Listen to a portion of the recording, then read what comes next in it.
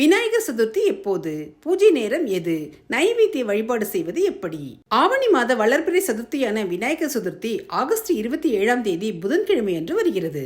சதுர்த்தி திதி ஆகஸ்ட் 26ஆம் தேதி பகல் 2:22 மணிக்கு துவங்கி ஆகஸ்ட் 27ஆம் தேதி மாலை 3:52 மணி வரை உள்ளது.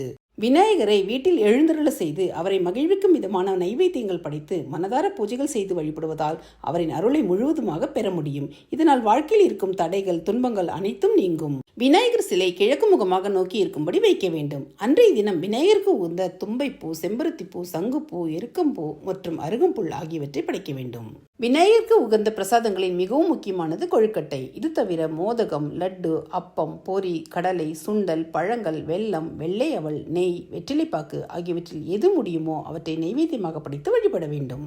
வழிபாட்டிற்கு உகந்த நேரம் ஆகஸ்ட் 27ஆம் தேதி காலை 9:01 முதல் 11:58 வரை அல்லது பகல் 1:31 மணி முதல் 3:50 வரையிலான நேரத்தில் விநாயகர் சதுர்த்தி வழிபாட்டினை மேற்கொள்ளலாம். விநாயகர் மூல மந்திரம், விநாயகர் காயத்ரி மந்திரம், விநாயகர் சகசரநாமம், விநாயகர் ஸ்லோகம் போன்ற விநாயகருக்குரிய மந்திரங்களை 108 முறையோ அல்லது 1008 முறையோ சொல்லி அர்ச்சனை செய்து வழிபடலாம்.